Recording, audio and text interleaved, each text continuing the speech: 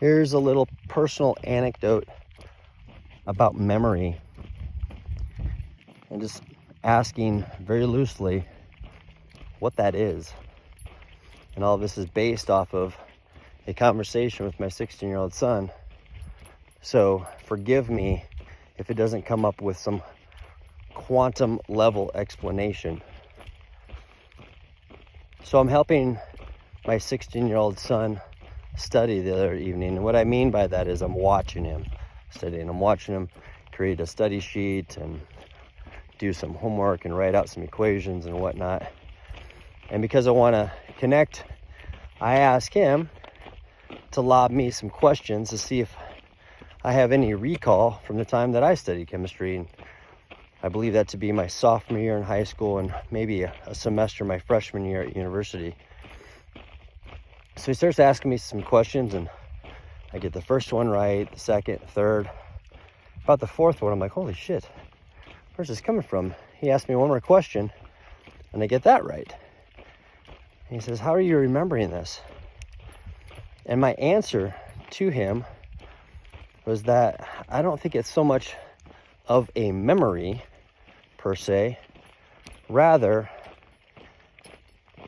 it was a question of multidimensionality, meaning I'm in his room, sitting on his bed, watching him study, fielding a question, but in order to receive the answer, I was also in Sloan, Iowa, 1990. John Kunis at the whiteboard, standing underneath a periodic table of elements, and me sitting with my lab partner on a steel stool with a wooden bench and a black tabletop, studying the periodic table of elements and all these various equations. I was looking through the eyes of a 15, 16-year-old boy, allegedly myself. Now, when I said that ridiculous response to my son, he stopped his homework, looked at me, and agreed. He felt that time wasn't linear, and rather all things were happening at once. And so a few questions came up from that.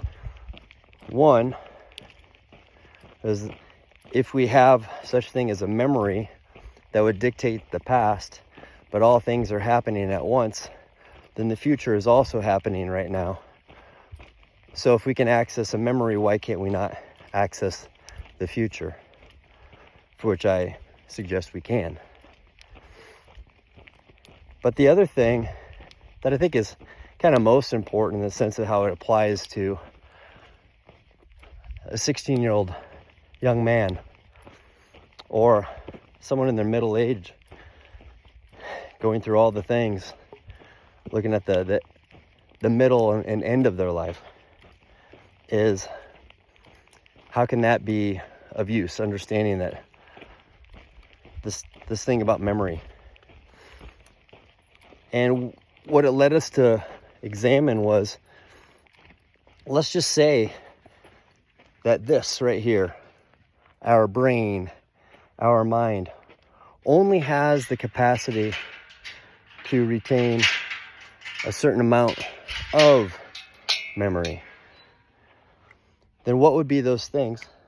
What would be those things that someone would choose to have? And what would be some of the memory that others would want to eradicate?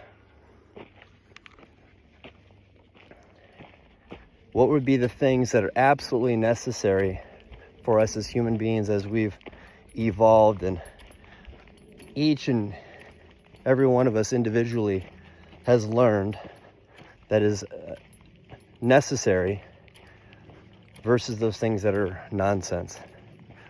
And of course, we started laying out, crawling and then walking. Learning how to eat would be one thing. And of course, all of those physical evolutionary things are necessary. I pointed out, as a former English teacher, one of the things in my profession that I find to be profound is the plot diagram. And understanding how stories are written is very much the same model as every day, month, week, lifetime go. We have an exposition where there is a setting and there's characters and the characterization of those things and all of the rising action, these little dramas, until there is some bit of a climax, perhaps in one's day or in one's life. And then there's this falling action to this denouement, which whatever that may be. And again, that could take place in a short story, a play, a novel, a trilogy, film, our daily life, or a generation. It's made me look at certain dramas just as rising action. And it's helped me accept what is. But then, as we thought of like more things, the question arose, well, how are we to really even know that the things that we eradicate, that we feel are absolutely nonsensical, aren't the most foundational? I could see myself pondering, eliminating all of these mundane moments in life in order to have the nothing but the profound, if I really believe that my brain could only have a certain capacity of memory. But then who would I be? Would I have the connection to my kids that I do? Would I have the interests that I do? How would the personality be altered? And I think the outcome of our conversation is that, quite honestly, the discussion that we had, where chemistry was the catalyst to talk about memory and time, might be one of those mundane moments that we choose to eliminate in order to have a moment doing all the things, in which case we lose a little bit of awareness, and I lose a little bit of that connection that I have with my son. So if this video is going to really contemplate anything, it's truly that the little things do matter. Nothing is mundane unless we're calling it mundane, and which is going to feel mundane. So in a way, all the things that we feel that does not matter really matters. And perhaps memory is just like that warm part of the pool that we find ourselves in, go, oh, but also, oh. Maybe memory is this wave, this vibration, this frequency that we wade into. Because when we remember things, the question is, why did I forget it? And what happened to spur that on? Or maybe I never forgot it in the first place. And this remembering is the actual first time I've ever been introduced to that concept.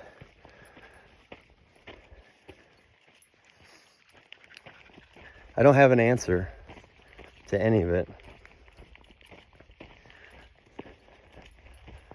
but I do think there's some key words to contemplate, because when we are remembering, we remember into our humanity. Remember again, become significant participants in whatever this is. And whether that is people remembering something in this lifetime, in this timeline, or what we call past lives and anything else, more or less comes from the present moment. And I believe that that's the place where we all want to be. And more often than not, when we're trying to do all the things, well, We're not in the present moment.